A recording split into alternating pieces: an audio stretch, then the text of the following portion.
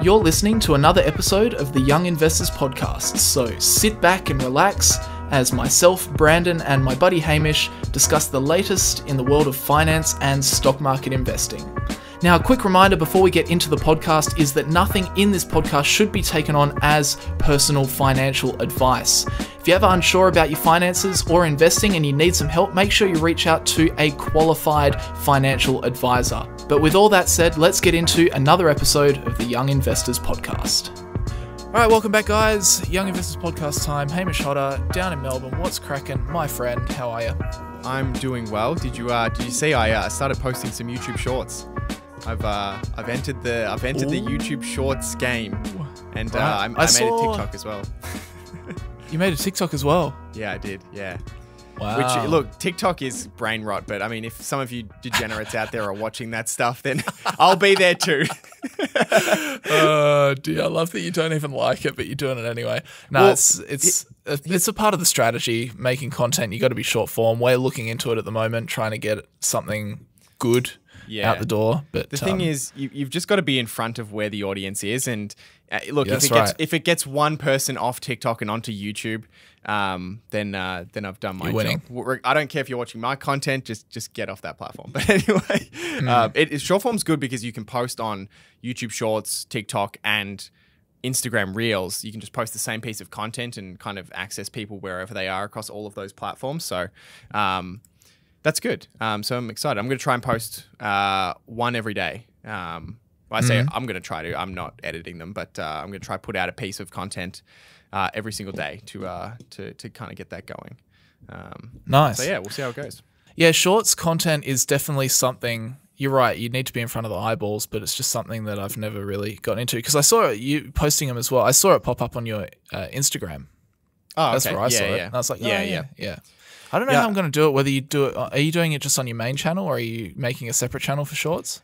I'm just going to do it on the main channel, and I was hesitant. One of the reasons I was hesitant to do it for a long time is because they didn't have a separate section on your channel for short content, so it would just be jumbled in with all your long form videos, and it just looks terrible on channels where that was the case. Yeah. Whereas now it's its own tab. Like there's like community, playlists, there's a shorts tab. So it's completely separated out, but you can still get the benefit of if someone sees the short, they can just click onto your main channel, and it's not like they have to search for you.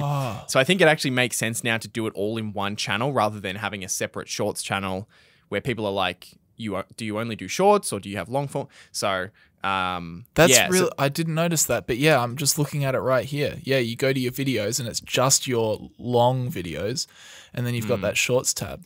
Yeah, you've made two. Nice. Yeah, so just started a couple of days ago. So it was like that, and then of course I'm interested to see how the monetization of Shorts will be, which begins in February. So that begins next week, which is not really the main reason I'm doing it anyway, because it's more about just reaching a broader audience rather than I'm imagining the very small amount that will come from Shorts content in terms of revenue. But still interesting. It will be interesting to see, how it contributes, if it contributes in any way to subscriber growth or view growth on my long form videos. I've heard that it doesn't convert very well to long form, but maybe it also depends on the type of content. So it'll all just be a fun kind of experiment to see. How it and it'll be interesting to see the flow-on effect, because obviously we follow these companies and like for our investing and that sort of stuff. So it'll be interesting to see like how the monetization kind of works, whether it's whether you feel it's worthwhile, because that gives you context as to if you don't feel like it's worthwhile, what do most of the other creators do? Well, is TikTok going to thrive over YouTube? Blah blah blah blah blah. Very interesting. I mean, when it comes to especially kind of US focused economic or finance like content, I haven't seen all that much short content. I know that there's a bunch, but relative to personal finance or even just other areas of YouTube outside of business and finance, there hasn't been a whole lot of content. So I'm curious to see how those videos perform, whether they get pushed out to more people because there's maybe a lack of supply relative to the demand for that kind of content. I'm also curious to see how different types of content works, because at the moment I'm just kind of repurposing my long form videos, so just little 30-second snippets, 60-second snippets of kind of information from the long form, but there's obviously potentially more value in doing specifically short form made content. So yeah, there's a lot to kind of unpack there. Yeah. Yeah, for sure. Yeah, very interesting. What are we talking about today, Hamish? We've earnings season. Yep. So the next few weeks going to be overrun by earnings. You're going to talk about Netflix. Yeah, Netflix is always straight off the bat with their earnings, aren't they? So that'll be interesting. I've just before you called, well, even as you called, I was listening to the Tesla earnings call. So I think I probably left that with maybe 10 minutes to go. So hopefully nothing groundbreaking happened in the last 10 minutes of that call. But I'll talk about Tesla earnings because they announced theirs earlier today. I've got a couple of like miscellaneous stories which are still kind of interesting, but I think they won't take up too much time. They're kind of just interesting headlines that I'll talk about. And you're talking about Jamie Dimon, the man, the myth. So lots to go through. To go through. Today's episode is sponsored by Sharesight, which is an application you can use to track the performance of your stock portfolio. So you can bring in all of your trades either automatically by connecting your broker to Sharesight, or you can do it manually by downloading your trades using Excel from your broker and then uploading them into Sharesight, or you can do it one by one if you want. And once you do that, it will track all the gains and losses in your portfolio. So capital gains, dividends. If you have dividend reinvestment plans, which a lot of ETFs and that sort of thing have, then it will do those calculations for you, which is a lifesaver. Currency gains, if you're buying shares internationally or foreign currencies, currency fluctuations has been a big one. So if you're investing from Australia in US companies or really between any exchanges, especially with interest rate increases in different countries, there's been a lot of swings back and forth in the strengthening of different currencies, and that does have a big impact on your ultimate return. So using Sharesight to track something like that is extremely valuable. And then you can also use Sharesight for when it comes to tax time. So Sharesight generates up to 12 different reports that can be used at tax time to work out things such as capital gains, dividend income, and more. And you can also use it to track the diversity of your portfolio between different industries and sectors and that sort of thing as well. And at the moment, you can try Sharesight for free by heading over to sharesight.com/young investors. That's site spelled SIGHT, sharesight.com/young investors. So use that link. You can sign up to a free plan and track up to 10 holdings, stocks, ETFs, that kind of thing for as long as you want, or you can also use that link to sign up to a premium plan for more features, and if you do that, you'll get 4 months off an annual subscription if you sign up to an annual subscription. So go check it out if you're interested, and as always, thanks to everyone who signed up to Sharesight and has used our link to do so and is supporting the podcast. Should we start with Tesla? Should I get that? Yes. Get that done straight off the bat. What's the big news? How's Elon doing over there? He's doing well, He's doing all right. No complaints. No, it was interesting. I mean, we already kind of know how Tesla's quarter is probably going to shape up, just because you get the production delivery stats, which we already know, and that's you can kind of extrapolate that to how their quarter is going to look financially. But it was very interesting. What was it, like a 40%? Was it like a 40% increase in deliveries or something year over year?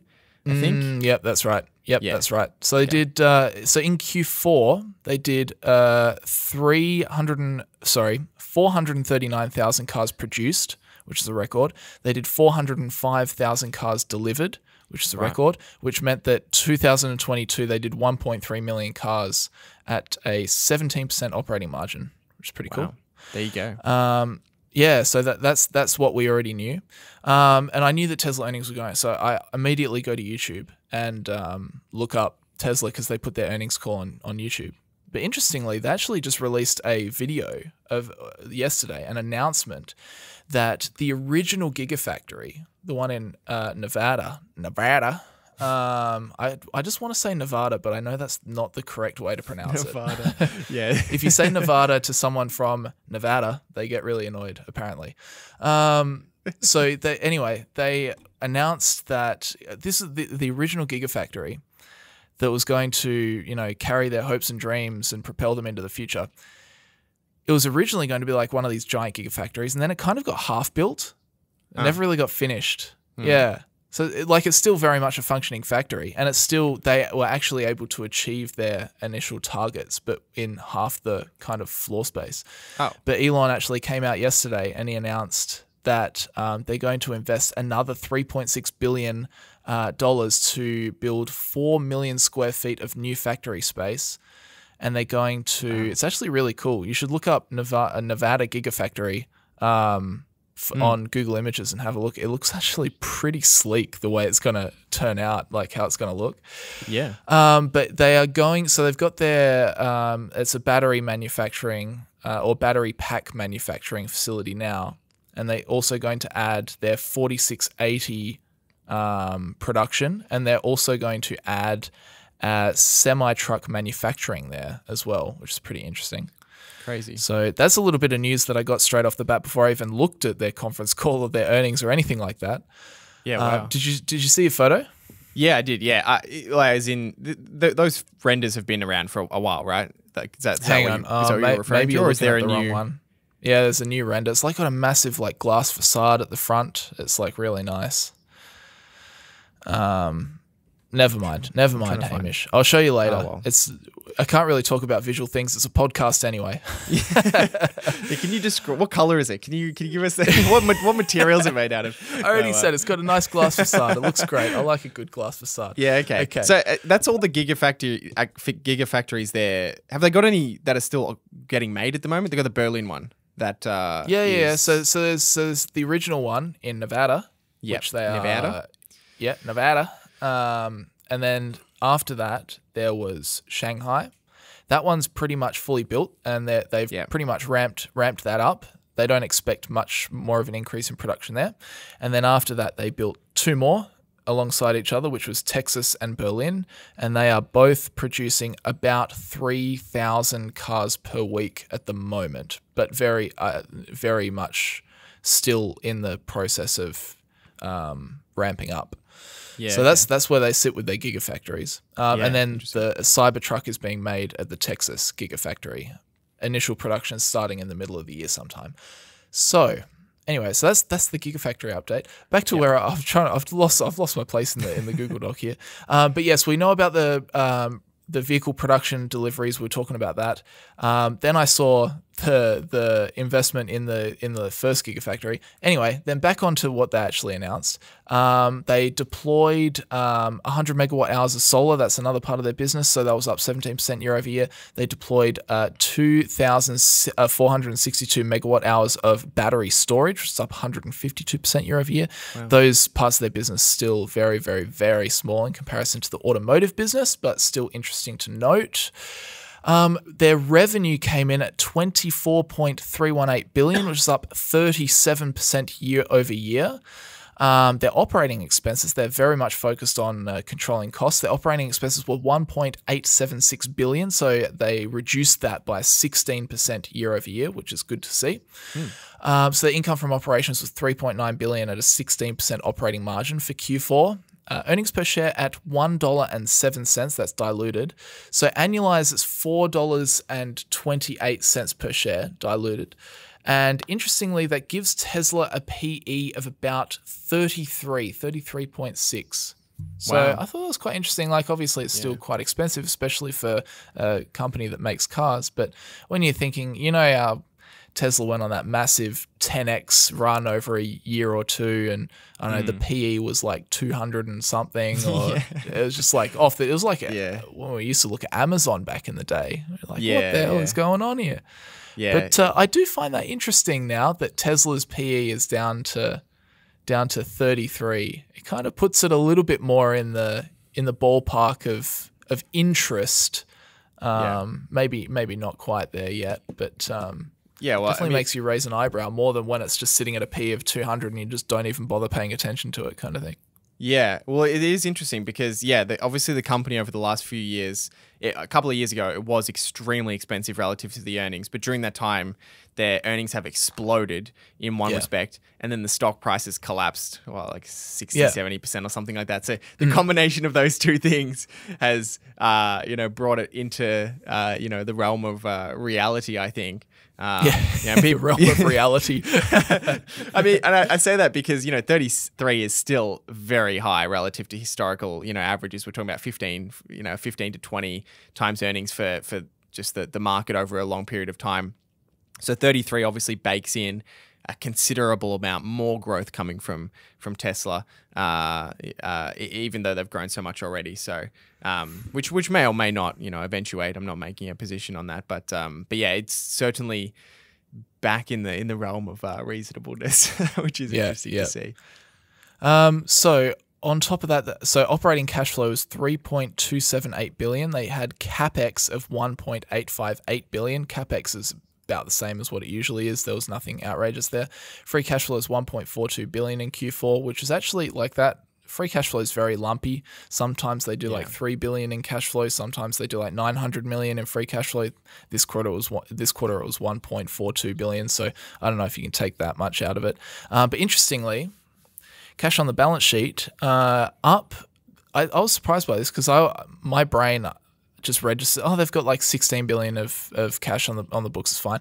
Their cash is now up to 22.185 billion. So they've got a considerable cash buffer. They've grown at 25% year over year. So I must update that number in my brain, make it stick.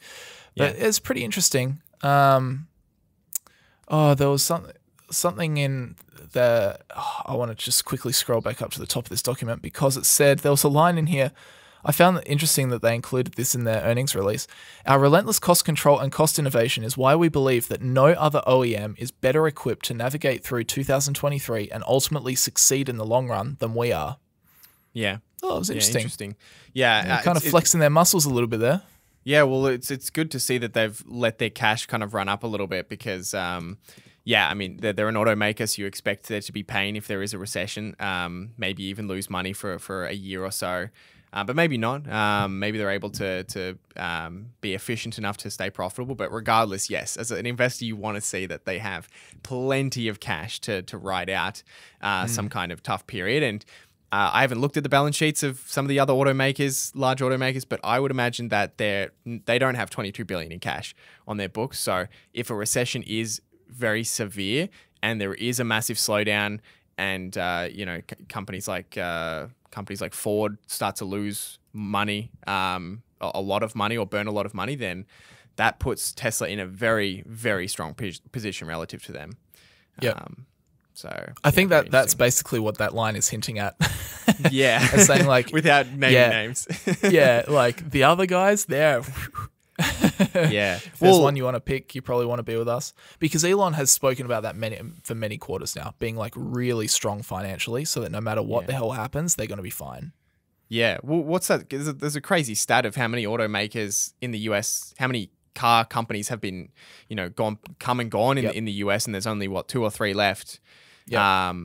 That actually remain, and it is a very, very tough business. It's the same as the airline business. It's a very, very capital intensive business that is very cyclical. The demand follows economic growth very, very closely with these wild swings. And the result of that is, I think every airline, there's only 4 major airlines in the US, but all of them have gone bankrupt. Right. So even though the brands have existed over time, like American Airlines has been around for a long time, it's gone bankrupt multiple times where owners have just been rinsed out. And most airlines have just gone bankrupt and the brands just disappear. And the same thing is true to a large extent in the auto industry because it is just so difficult. Yeah. Talking about a bit of a tangent, talking about airlines. Did you see that Virgin Australia is having their re-IPO? Oh, really? No, I didn't see that actually. It's so funny. Great. It's like investors have completely forgotten what happened. Yeah, and I mean that's exactly my point. Like the Virgin brand kind of goes on, and for most consumers, you just remember, oh, that company's been around for a long time. But it went through a period where the owners just lost everything, and there's a new set of owners that own the brand now. So to the average consumer, it's like, oh, the brand has lasted forever. But in reality, on a business level, it's a very difficult business to run. And it's just owners getting rinsed. It's completely failed. Yeah, that completely failed. Exactly. So so there you go. Yeah, it's interesting. Anyway, so I'll talk about, I wanted to touch on a point that you just brought up about, the cyclicality of the auto business, and, things get a little bit dire sometimes in the auto business when the economy doesn't do so well. And that was very much so. Tesla take these questions for their conference call on a website called say.com, and then people like upvote the questions. And all the ones that got upvoted the most were talking about demand of the vehicles. Makes sense. So, and Elon actually addressed this in his opening remarks before they even got to questions, which I thought was really interesting. So from the conference call, he actually noted, because media is just like, oh, demand's going to fall off a cliff for Tesla. They're not going to be able to sell any cars. Their profits are going to go way down. He said that demand is not a problem, and he wanted to lay this thing to rest. So I was like, geez, okay. He said that in January, they have so far had the strongest orders year to date than ever before in their history. Wow. So yeah, up until now. So that's some stat. Wow. Yeah, he actually said orders are coming in at the moment at twice the rate of production. That's crazy. That's crazy, that's isn't insane. it? Yeah, that's crazy. Wow. However, I'm a little bit skeptical of that statement, because Tesla just did huge, like quite substantial price cuts to their cars. I was just going to bring that up, ask you about that. Yeah. So I have a feeling that while that does look nice for Elon to say, the actual reality of the reasoning behind that is because they just wiped a whole lot of cost off of the Model Y. So it became, Model Y was the most significant one. So it became more affordable for a lot of people that might have been on the edge. So they pulled the trigger while they've got this opportunity. Because we know that the prices for their cars can be very fluid. They can go up, they can come down, they can go up again. Yeah. So. Yeah, okay. So it could be the fact that they did the price, they lowered their prices, and then demand just in the short term, just in the recent short term, has been excessively high. Yeah. But maybe that won't be sustainable. Maybe not. Who knows? We don't really know, I guess. And the truth is, even Elon doesn't know. He would certainly have a more close insight, finger on the pulse of what's happening in the auto industry, but he wouldn't know what's going to happen over the rest of 2023. I don't think anybody knows. No one even knows what interest rates will be, and that's going to have a big impact on the ability of people to finance new vehicles. So nobody knows what's going to play out. Yeah. But that is a really interesting stat to start this year, nonetheless. Yeah, so he said he thinks demand will be strong despite a weak auto sector this year. And he didn't say yes because we lowered prices, but he did say that he noted that prices are really the critical factor to get right here in order to keep your kind of order volumes up.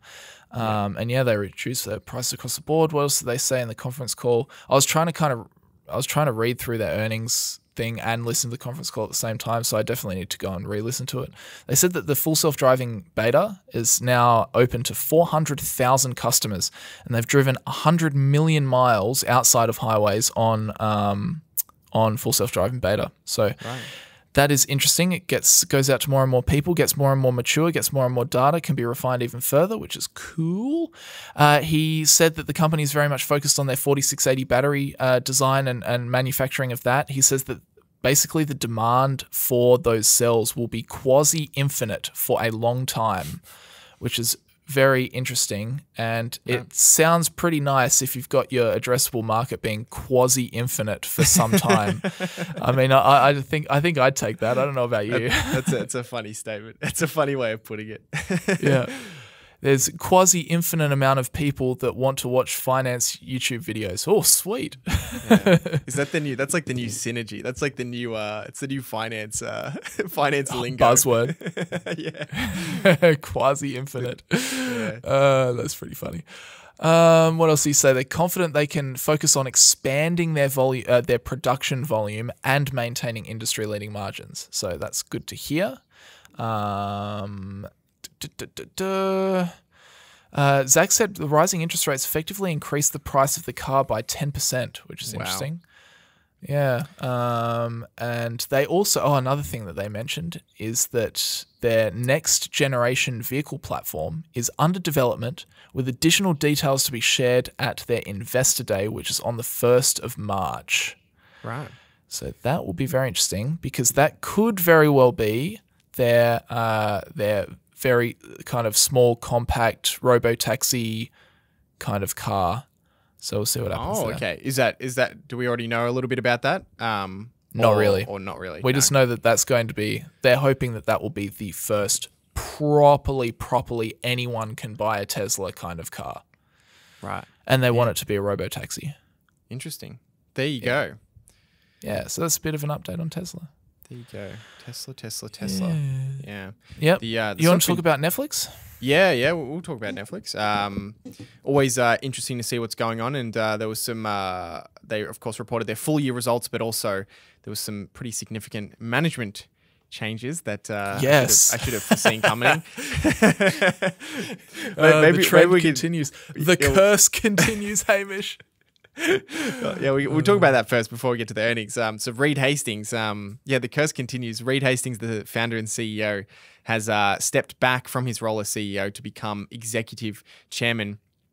And why that's funny is because I have a 90% hit rate of companies I invest in, and the CEO either steps down or passes away or just leaves the company for some reason. It's too many at this point. I even made a joke. It must have been maybe 3 months ago that Reed Hastings needs to watch out.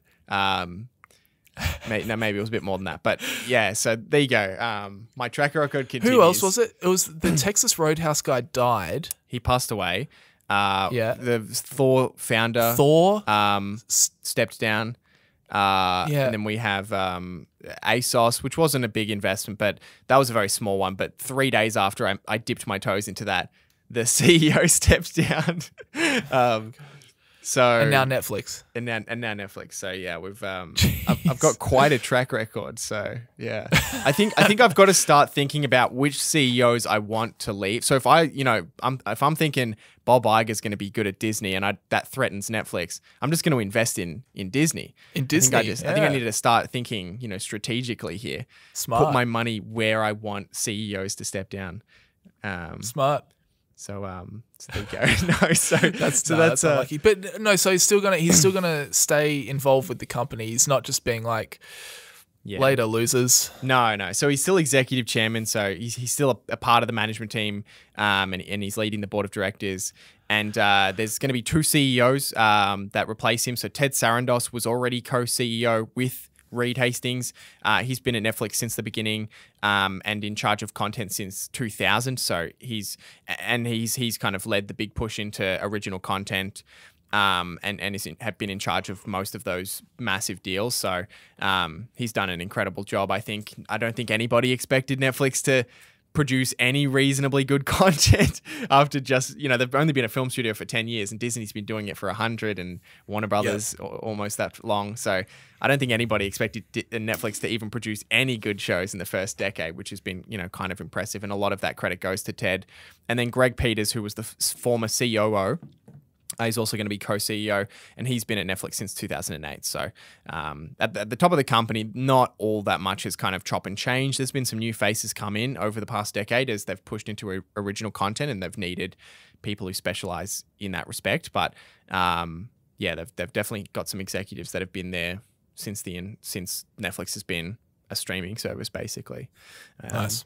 So there you go. And so in terms of their full year results, which is what we got last week, revenue came in at $31.6 billion, which was up 6% year over year. So, of course, the story for Netflix has been a massive slowdown in growth from the past few years where it's been 30-40% per year growth constantly, especially out of COVID.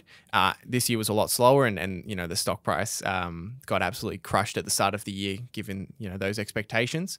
Foreign exchange has also had a big impact on their business. So growth without foreign exchange considered is 8.2%. So just reflects the fact that they produce a lot of content in US dollars. They're spending in US dollars, but the revenue is coming in internationally, in international currencies, in the euro and that sort of thing, and then being converted back to US dollars. So that's had kind of a bit of an impact. In terms of their subs, so in 2022 they added 8.9 million subs. So they still added, a decent amount of subscribers, although not the 20 or 30 million they've been doing in the previous years. And 7.7 million of those subs came in the last quarter that they just reported. So they only had 2 million subs for the first 3 quarters, and then the last quarter was a lot bigger. And that's pretty normal. Q4's when a lot of shows come out, they do a lot of marketing for shows. It's the holiday period, so it's kind of fairly normal. Total subs are now 230 million, 231 million. A lot of people. Which is, yeah, a lot of people, that's for sure. And a lot of that growth came internationally, which makes sense. They're pretty much maxed out in the US at this point. I think they had pretty much the same subs in the US as at the start of the year, and then most of the subs came from Asia and Latin America and parts That's of right. Europe. We were talking about India. Wasn't it India that they were pushing into quite a bit? Yeah. Or was that? Oh, that was Disney, was it? That was Disney. It's both Disney and Netflix. Disney's got a much bigger presence in India. That's right, with Hotstar. Yeah, exactly. That's right. Silly me. No, but I mean, Netflix is pushing into India in a large way as well. So we see that in their numbers. Operating income. I wonder. Sorry, I was just going to say what I wonder is if once Disney pushes to this kind of, I imagine that they'll push fairly close to Netflix on total subs. I wonder if they experience the same thing where they kind of hit a saturation point. I wonder if maybe Disney's US saturation point comes sooner or sooner than Netflix's did. I wonder if they like Disney Plus will experience the exact same thing. They kind of get to this level, and instead of adding, because they're in the phase of adding like whatever it is, 20 million subs a quarter or something crazy. Yeah. And then they'll get to a point where they can't add any more because they've just hit that point. I wonder if that'll happen too. You'd imagine it would. Yeah, they're already not adding that many in the US. It's mostly coming outside of the US. They're still adding a decent amount. But you would imagine they'd hit a similar wall to Netflix. I mean, so the context for Netflix's subs in the US and Canada is they have 75 million. They think they have 30 million people sharing accounts, so not paying, but using it. So it's 105 million. And there's 110 pay TV households in Canada and the US. So if you assume that only people who have paid for TV in the past pay for Netflix, then they're in every household. It's just that some of them aren't paying, and most of them are. Right. So Netflix is, arguably right at the peak of what you could get out of their US business unless they raise prices, which is what they've been doing. So I would assume Disney could probably get as close up there as well. I've always had the argument of that, at least in the US, there's always been a culture of paying a significant amount monthly for television. So I wouldn't be surprised if multiple winners capture, a large part of that pay TV, that dying pay TV market. Netflix, Disney, HBO. I wouldn't be surprised if all three of them get in the 70 million to 80 million subscribers in that region. Interestingly, I'm just looking at an article real quick. Disney estimate that by their 2024 forecast is that Disney Plus will have between 215 and 245 million subscribers total. So that'll be interesting. See if they get there. Anyway, sorry, I'm going to stop derailing your... No, it's good. This adds good context anyway. So then in terms of kind of operating income, this came in at 5.6 billion, which was down 10% year over year. But if you remove the FX, they were down 2%. So there goes that massive swing between spending most of their money in US dollars and revenue coming in currencies not in US dollars. It has a pretty big swing. But even beyond that, they did have kind of slightly higher content costs and the slower revenue growth, which contributed to their income not growing. Free cash flow came in at 1.6 billion, which was up from negative 100 million last year. And within that free cash flow figure, there's $17 billion of content spend. So, the big kind of debate around Netflix is, do they need to spend 17 billion, and therefore the 1.6 billion in free cash flow is just their raw profit? And in that case, they're a terribly expensive business. I think they're valued at 165 billion, so it'd be like 100 times earnings. Or is some portion of that spend not necessary spend that is kind of being used by choice to drive sub growth outside of the US? And considering their growth was considerably slower this year, the argument has kind of swung towards, actually, it looks like they do need to spend most of that just to maintain their sub growth. But in previous years, it's not been the case. So that's kind of the big debate when it comes to Netflix at the moment. Management obviously does their estimation of what they think is maintenance or necessary spend versus growth, and they think about 14 of the 17 billion is kind of used up in the business. which I think is a reasonable assumption to kind of follow, because they have all of the data on how much time people are spending watching the shows that they've produced. So they have kind of real-time data on, most people have watched Stranger Things and no one's watching it anymore. So that, the value has kind of been used up. But that's kind of how management kind of thinks about it. So yeah. So 14 billion of like maintenance. Exactly. So that's how they, and that's not exactly what management says, but that's what their amortization rate is of the content assets. So that's kind of the paper decline in the value of the content assets that they're spending. Right.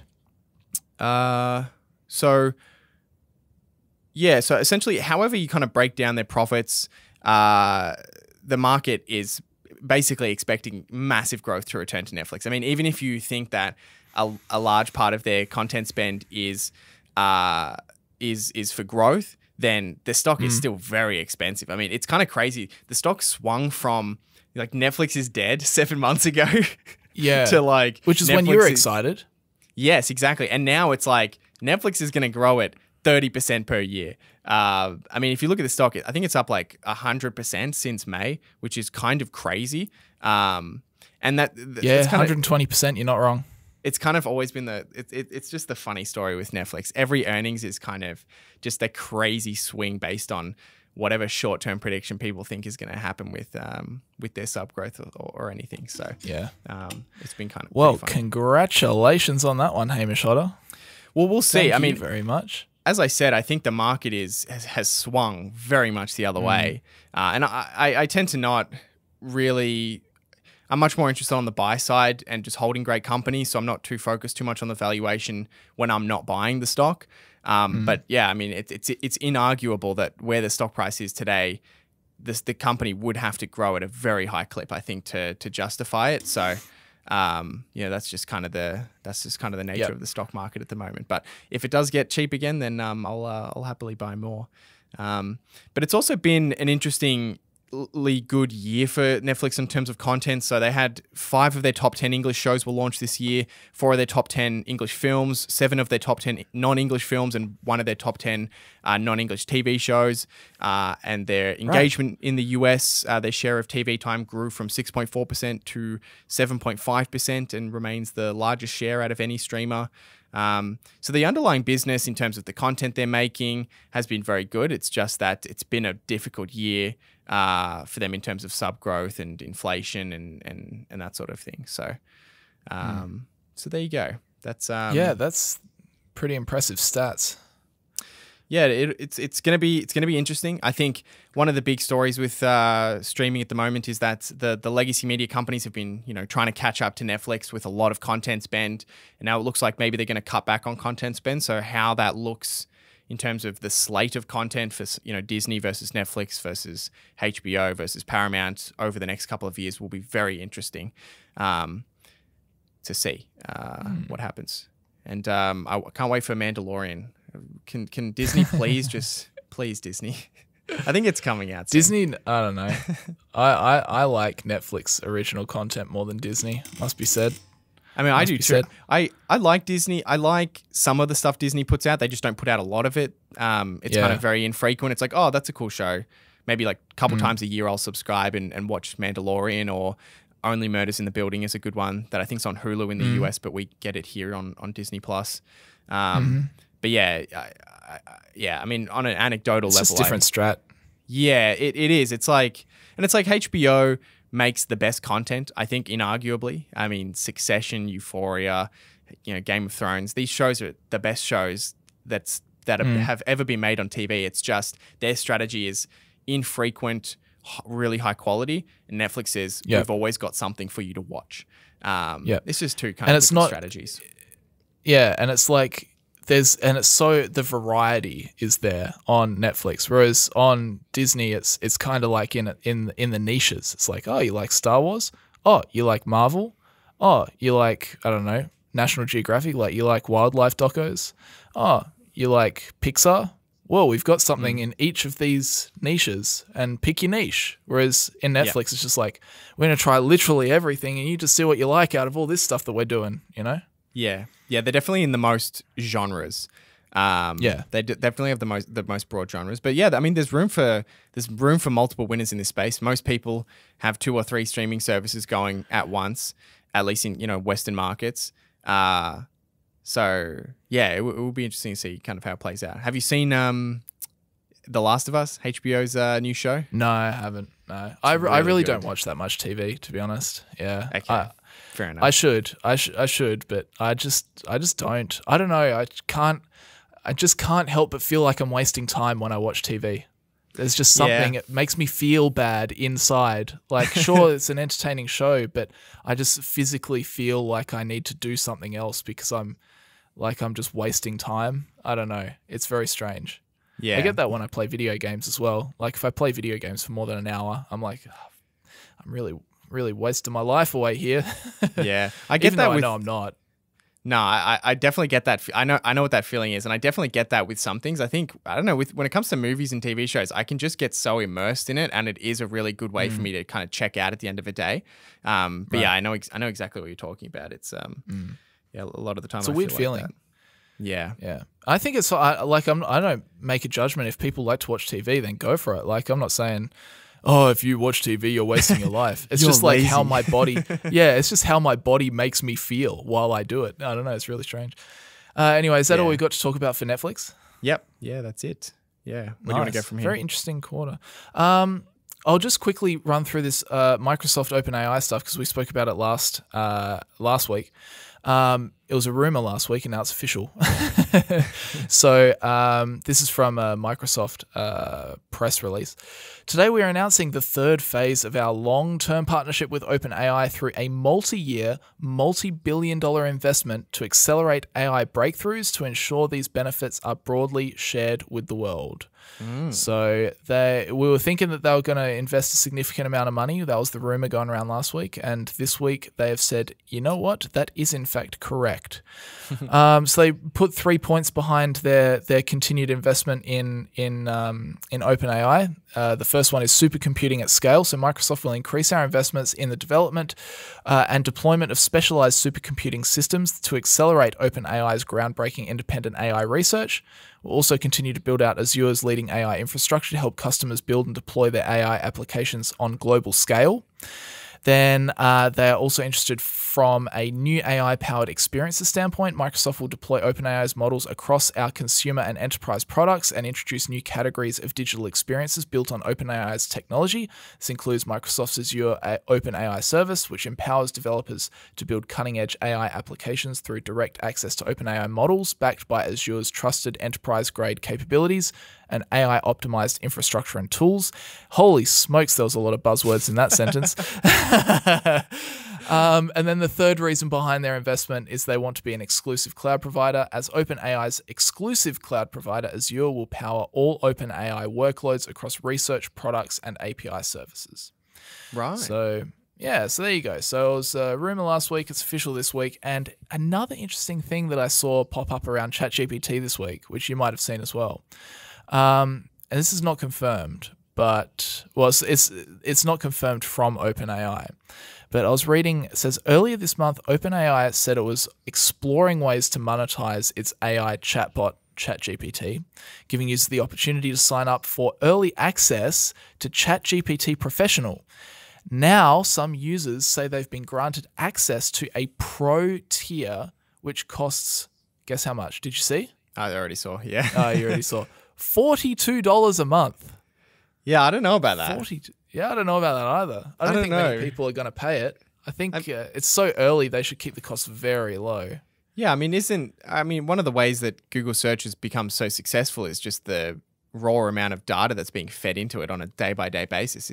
So I would imagine you would want to keep the flow of data as much as possible, especially when it's just getting started and clearly has a long way to go before it's, very, very good.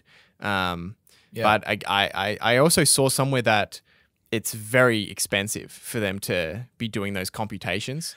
I saw, I want to say it was like single-digit cents per question or something insane like that, where okay. it is actually costing them in computing power a lot. So this is kind of a way for them to segment between how to allocate the resources so that the chat responses are still quick. Because at the moment, if you just type, it's instant. It's an instant response.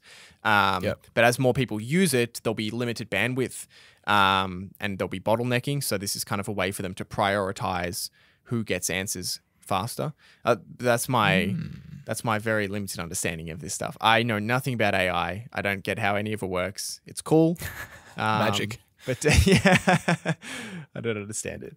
So no, it's very interesting. I don't know if I'd pay $42 a month for it, but I'm not paying $42 a month for that. No, but there are probably some applications. Like obviously, it's handy. It's a very handy tool just being able to type it into to ChatGPT.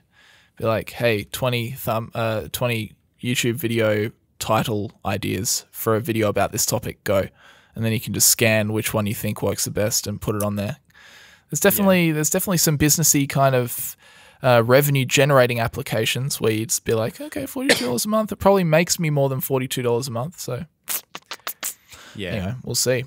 Interested if you want to drop us a comment, would you pay $42 for ChatGPT per month? That yeah, I don't know if I would, but maybe I'd be interested actually if you guys can think of a case example. Maybe this is your situation where you actually think ChatGPT can make you more than $42 a month. Like, can it justify its cost? Is there a way that you guys use ChatGPT to monetize something better, which makes it worthwhile? I'd be interested to hear. But that's all I had to say. Another quick thing. Sorry, did you want to talk about? Yeah, let's throw it over to Jamie Dimon. What's he talking about? Yes, so we had so you mentioned last week briefly that the World Economic Forum in Davos had kind of kicked off, and so that went from the 16th to the 20th of January, and at the time there wasn't really anything that had kind of happened yet, and to be completely honest, it was kind of uneventful. I didn't watch all of it or see all of it, but just looking at headlines, there wasn't anything that really stood out to me too much, but. There was an interview with Jamie Dimon, the CEO of JP Morgan. It's always interesting to hear his take on the economy. As a CEO of one of the major US banks, he has a kind of a finger on the pulse in the economy. And like Ray Dalio, he has very similar views to Ray Dalio on the broad economic factors and that sort of thing. So he did an interview with CNBC. And kind of spoke about his kind of projections going forward. He thinks that their kind of base case is that there will be a mild recession in 2023. So, of course, nobody knows. And he actually acknowledged this, saying that economics it's kind of like predicting the weather. That people have a kind of an idea of, generally speaking, around this time of the year it's going to be warmer, and this time of the year it's going to be colder. And you can say the same thing when it comes to the economic cycles. That if these things are happening, then the chance of a recession is more likely than not, or vice versa.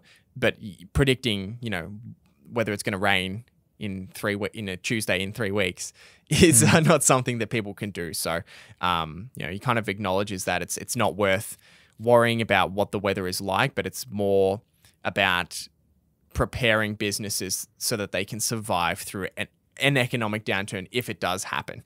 And I think that's a good philosophy to have when you're investing as well, that we don't know if a recession is coming, but if you're invested in businesses that can weather a storm, if it does happen, then you don't need to worry about whatever happens in the short term. Makes sense. And that was kind of his viewpoint. He gave some factors as to why he sees a mild recession coming later this year. The Ukraine war, he thinks, is the biggest issue the globe is facing at the moment.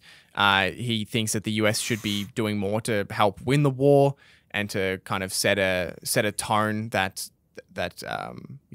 we don't just let these kind of nuclear blackmail events take place where Russia just continues to threaten nuclear war, and there's kind of this stalemate, and everyone's hoping that it doesn't accelerate or get worse.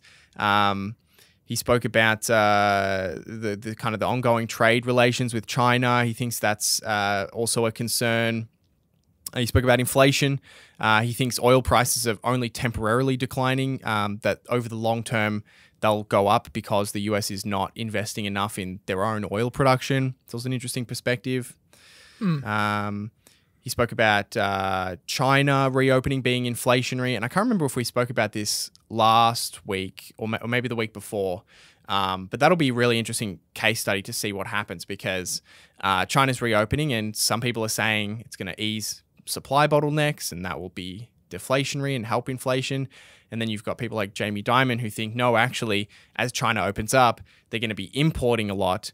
And that's going to drive up prices for commodities and drive up finished goods for American companies buying goods in China. So yeah, that's interesting. Yeah, there's definitely like both sides, both things are going to happen. As China opens up, their imports and exports will both improve. It's just a matter of which one has like a bigger impact ultimately on the US, so and kind of the globe. Yeah, and that's interesting. I'd not really thought like that before. That does make sense. Just which one is higher? Yeah, and look, these are all things we don't really know. No one knows how these are going to play out. I don't have any kind of particular insight on any of these things. It's just interesting to hear someone in his position kind of give his view on things.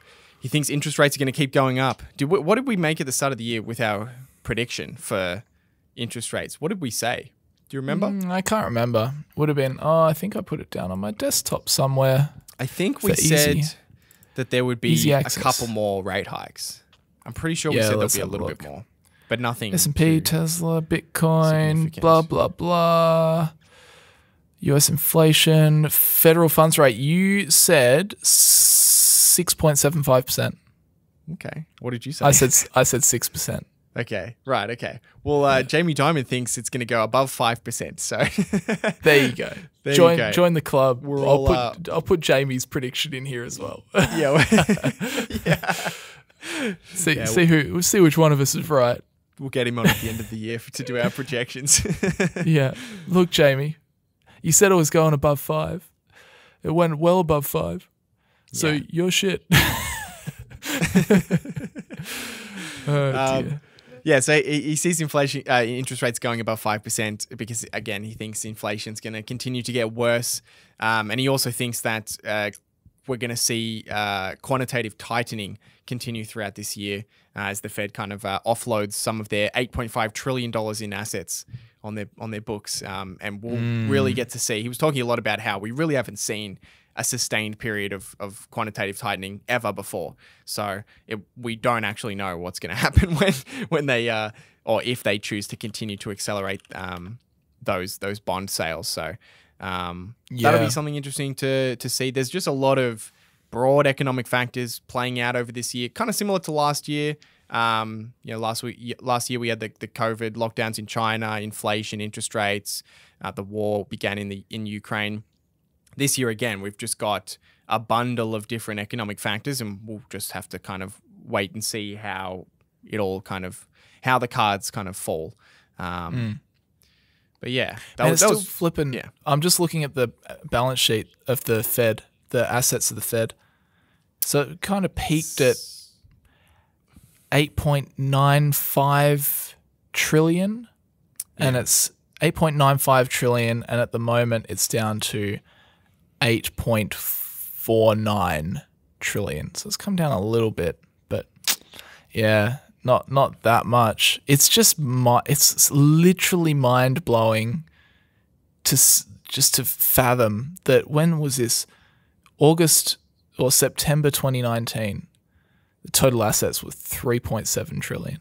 Yeah, and 3.7, and now they're 8.5. Yeah, and even if you go back behind the GFC. Because there's really been two big quantitative easing pushes, which was the one in the GFC and the one at 2020. Yeah, before then it was very low. I think it was like a trillion or something. Yep, it was 900 billion. Yeah, there you go. About a trillion. So it's 8x. Whoa. Which does have a massive impact. I mean, that's a lot of money that the Fed has essentially printed and pushed into the financial markets and taken bonds out of the market. They're pulling financial assets out of the market and putting a lot of cash in the hands of banks that are buying the bonds that then go on and loan that money out, right? So they've pushed all this money into the market, and now they're probably not going to draw all of it out. I think if they drew all of it out, it would just destroy the financial markets. But they'll try Jeez, and I don't draw even out. know. Yeah. They will try and draw out some of it, and yeah, we really don't know. We don't know how it's really gonna play out, especially in with inflation still relatively high. So, yeah, there you go. Interesting. Cheers, Jamie. Thanks for coming to thanks for having a TED Talk.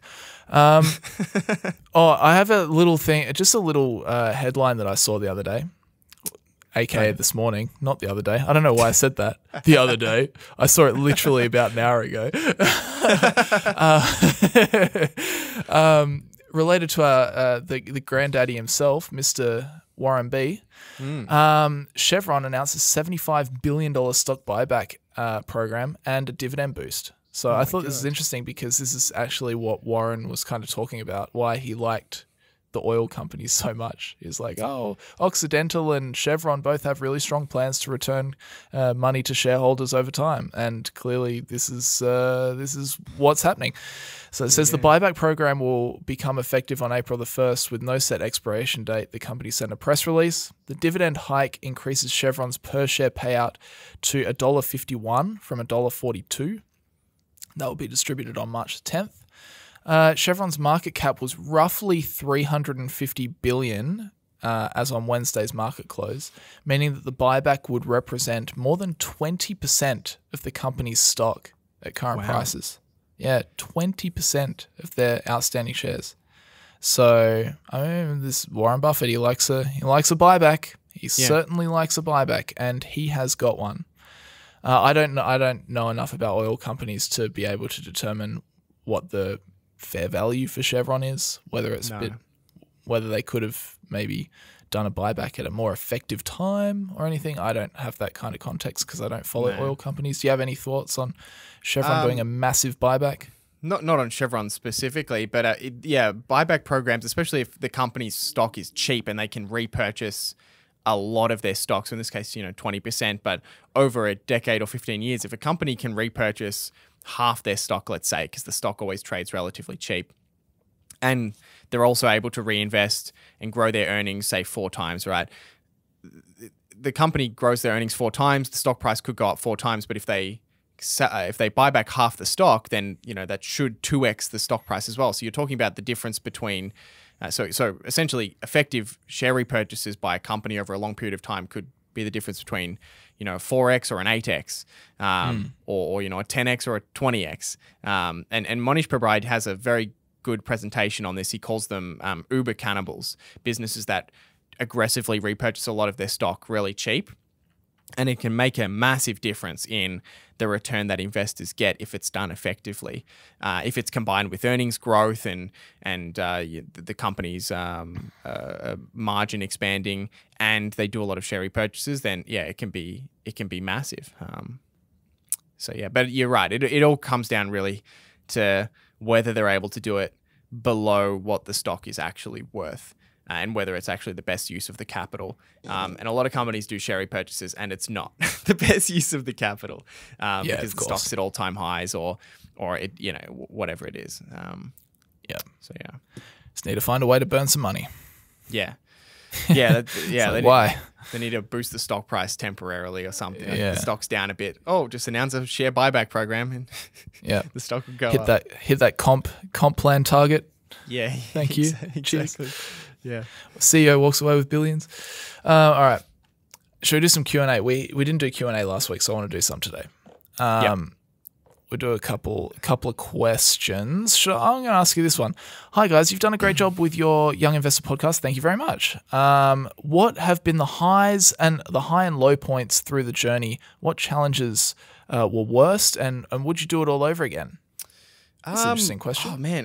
That's hard to answer for the podcast because the podcast has been very consistent for us. It has, yeah. It's not, I think everyone's kind of aware. It's not our main kind of focus. Both of us kind of focus on our YouTube channels first, and then this is a great way to kind of explore some of those topics, further in depth, or some other news stories.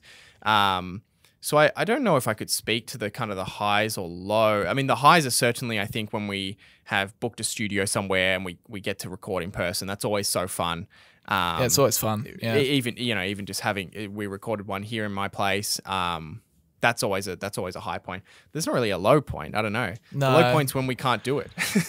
It's not. Yeah, it's not like when you catch COVID or something and you're out for a week. No, there's not really any low points, I wouldn't say. No. Not like how on YouTube you can be like stuck in a rut with a YouTube channel. That's kind of a low point for YouTube. But you don't like, again, because it's probably, I think maybe if this was our main gig, if podcasting was everything for us, then we would be very stressed about analytics, but because it's not, we just aren't. So I don't think there's any low points. Yeah. No, but I definitely agree with you. The high points are when we get to actually meet up or go to events or meet people that say that they follow the Young Investors podcast. That's always really, really fun. Yeah. No, there's definitely, I mean, to answer this question in terms of our YouTube content, high and low points. I think, I mean, the unfortunate thing is just the performance of content is lumpy, variable, and I find it really difficult to just be consistent with the content that I'm putting out. It's just not anyone's fault, but mine. But that's just something I've always found difficult to do. But it's an interesting job. It keeps you on your feet, and I think the fact that it's so dynamic it's like good and bad. But it's mostly good. The highs are highs and the lows are lows. I think that's exactly right. But it's good. I think for some people that suits you. Some people just couldn't handle it, I think, because it is very volatile. But if you can handle it, then it's great. It's good fun. It keeps you on your toes. Yeah. Should we do one more question? Oh yeah, I'll read this one to you. Hey Brandon, I know you've mentioned F1 a few times. What are your thoughts on Formula One stock financials and the outlook based on cost caps for the teams and growing popularity? Yeah, I love Formula One. Formula One's probably my favorite sport at the moment. AFL has been my favorite sport for a long time, but I think Formula One's eclipsed it. I would definitely recommend people watch Drive to Survive. Have you finished all the Drive to Survive seasons, by the way? Yeah, awesome. Yeah, so good. Yeah, that production. And we're going to go to incredible. We're going to go to the Oz GP later in March. But Liberty is a company that I've wanted to look into, but I always get put off because there's so many like little things with like they have different interests in different companies. Like it's not just Formula One, and then I don't know anything about the other stuff. But then they have like you can buy different classes of shares where it's like the Formula One group of Liberty or something else of Liberty. It's just quite confusing, to be honest.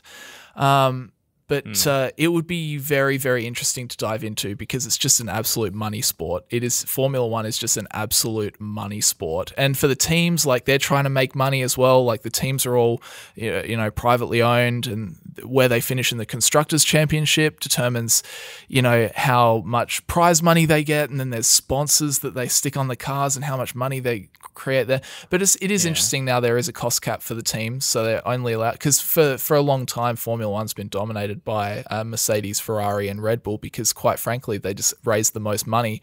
So if they raise the most money, they can spend the most money on their car development, and they can just make a better car and just win the title. And then whoop-de-doo, all the sponsors want to stick with them because they're winning the titles, and not everybody forgets about Alfa Romeo and Williams and Haas in the background. But it's definitely a golden era for Formula One because of that Drive to Survive.